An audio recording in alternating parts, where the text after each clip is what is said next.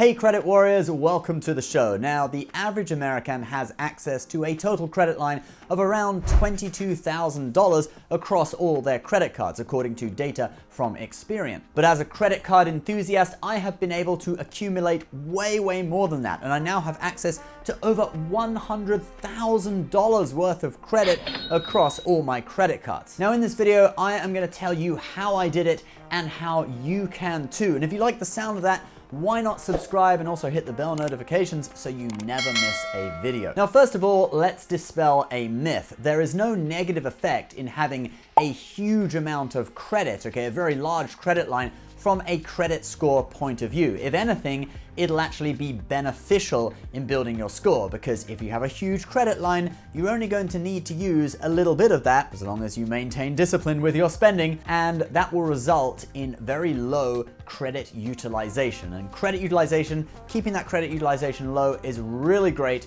for building and maintaining a high credit score. But one thing that can happen if you have a very large amount of credit on your personal credit report, let's say you want to apply for a new credit card at Chase and you already have a lot of credit cards with Chase and a very large amount of total credit line, they may actually say that you have too much credit and they're not willing to issue you more credit. And what you might have to do in that situation is ask Chase to lower your credit limit on one of your cards in order for you to open up another one. And also, opening up business credit cards can enable you to have a very large amount of credit without it reporting at all to your personal credit report. And we're going to tell you more about that later on in the video. But in general, having a very large amount of credit can have a very positive effect for your credit score and for future credit opportunities, as long as you're disciplined with your spending. So now I'm going to go through all of my cards and I'm going to talk about the journey in building up that massive credit limit and how you can too. Now, first up was my first credit card, the Chase Freedom.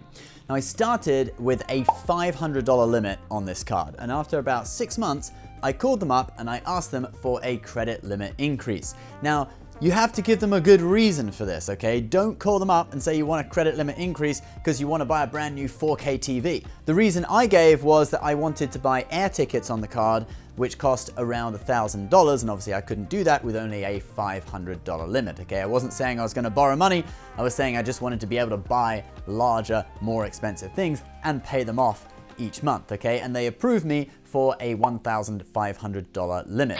Also though, they will actually gradually increase your limit as time goes on, as your spending increases and as your income increases, and also obviously as your credit score rises. Then we have my second credit card, which is the Capital One Quicksilver. Actually, originally this was the Capital One Platinum, but I product changed. Now this card also, they started me on a $500 limit, but back in the days when I actually used this card to buy things, they did gradually just automatically raise my credit limit up to $2,500. However, later on, after I'd already stopped using this card, I tried to increase the limit just to get a easy, higher credit limit to help improve my credit score. And they actually denied me. I tried to do it through Capital One's online system. They denied me for a credit limit increase, and they stated the reason for that was that this card was not active because I hadn't been using it at all.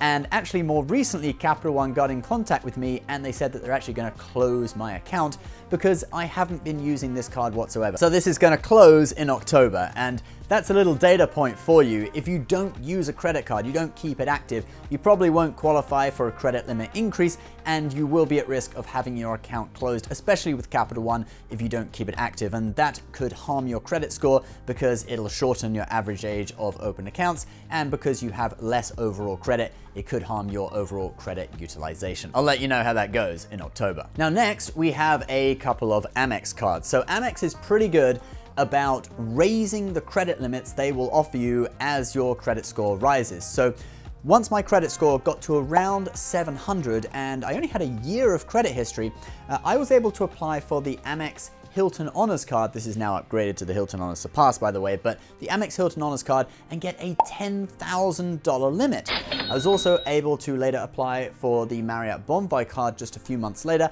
and get another $10,000 limit on that card. And this is with a credit score of around 700 and only a year of credit history and also very average income.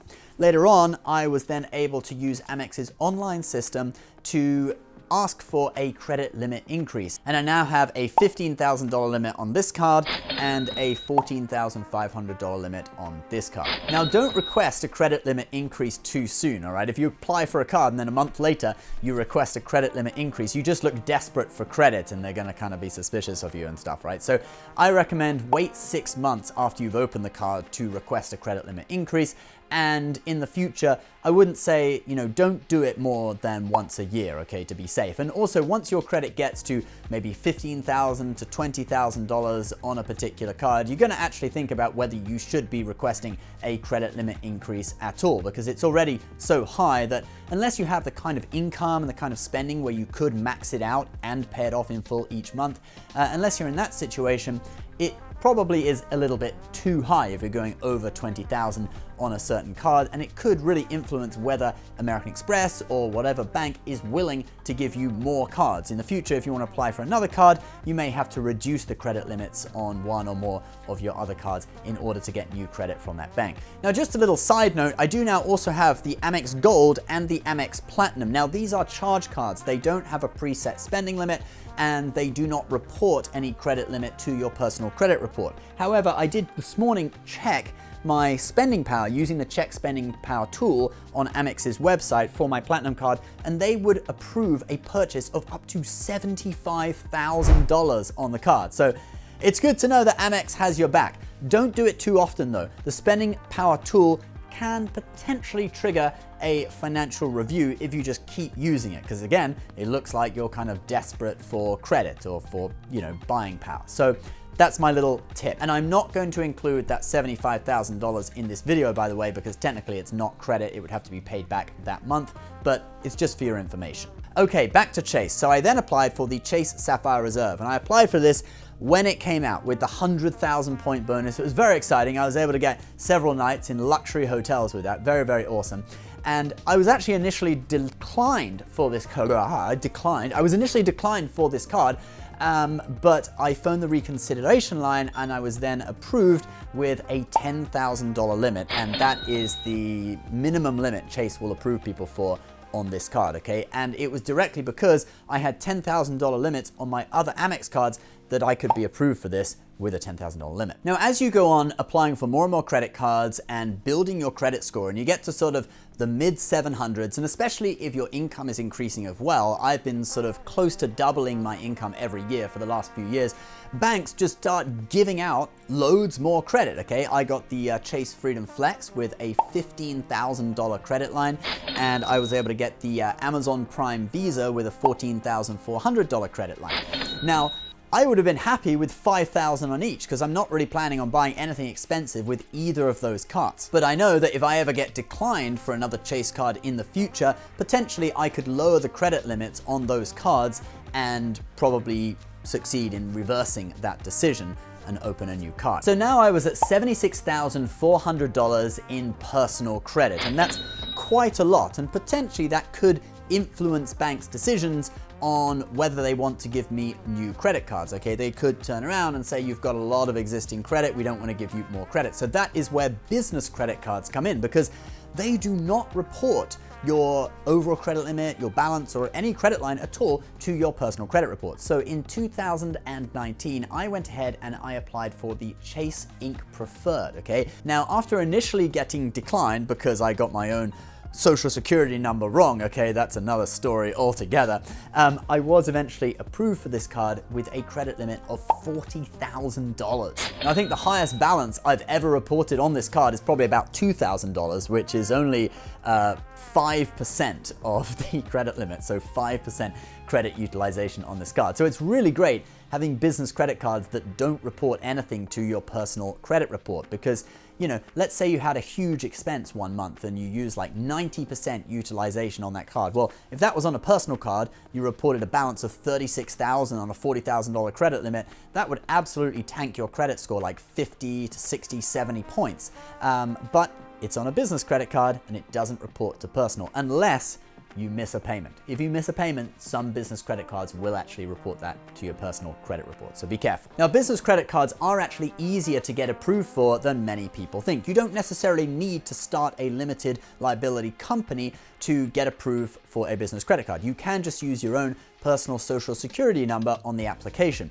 You do, however, need some sort of a business, but that can be something as simple as just driving for Uber a little bit in your spare time or selling things from eBay. A side hustle can count as a business as long as you are making some money. Now, the next business credit card I got approved for after the Chase Ink Preferred was the Carrot card. Now, this is a black card for social media influencers. And again, it is a business credit card. It gave me a credit limit of $17,500, and there wasn't even a hard credit pull to get approved for this card, okay? It doesn't show up on my personal credit report at all.